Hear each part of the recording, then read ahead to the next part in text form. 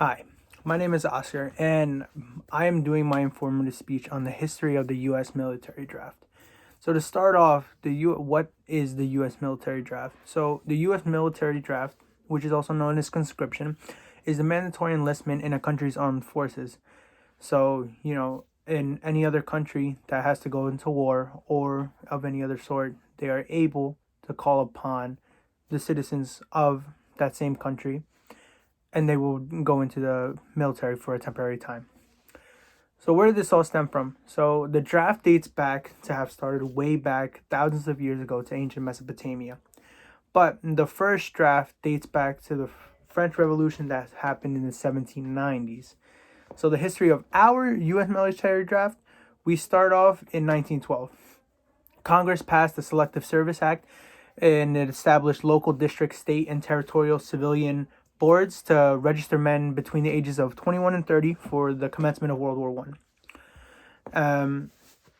So during World War One, we saw that this is definitely a difficult time for all of us. So it was very difficult for many of our people to go into the war for a long period of time, only because World War One lasted a long period of time.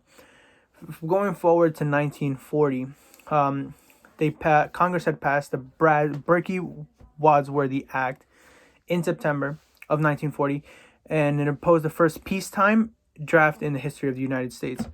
So after the U.S. entered World War II, it had expanded its ages from 21 to 35, and as World War II progressed, we see that they lowered the age of a man to enter into the war to 18. And this time they weren't going to be calling them up for service by lottery number. They were going to do it by age, with the oldest going first. So from 35 going all the way down to 18, as many as they needed. And going straight after that in 1947, Truman asked that the draft that was made in 1940 by Congress, which was the Wadsworth Act, should be completely expired. And they should be taken out completely because he planned on seeing that there might be something else in the future. So then that same year, the next year, 1948, he asked for the draft to be reinstated for the start of the Cold War, and it drafted the men between the ages of 19 and 26 for about 12 months of service for the United States. After that, we now know what it is that it had done today, and that's when we start off in 1969. Nixon ordered the random selection lottery system for selecting men to serve in the war in Vietnam, which changed the previous system of the drafting age. So this time around, they would be doing what we know it as is called the U.S. military lottery. What they did was that for the U.S. lottery, they would conduct the national lottery to see who would be drafted.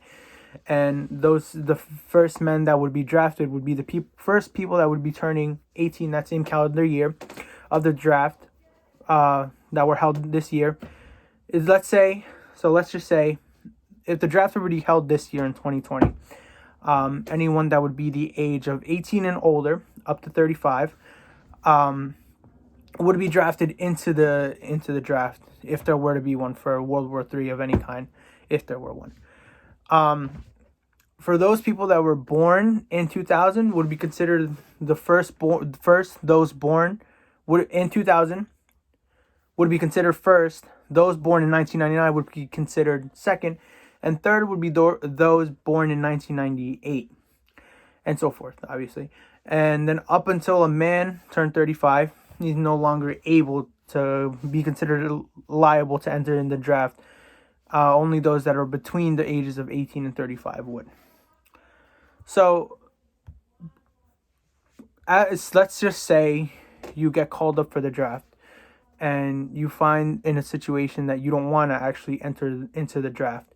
So, if you don't enter the draft, what we know them as is you're trying to avoid the draft. A very derogative term would be a draft dodger. But what we do know them as is that you just tend to avoid the draft. We saw this with very famous young stars down at the time. Muhammad Ali is a perfect example of him, of one of those that was trying to avoid the draft at the time because of the work that he was doing. You would be hit with a set amount of fines, and you'd possibly serve jail time.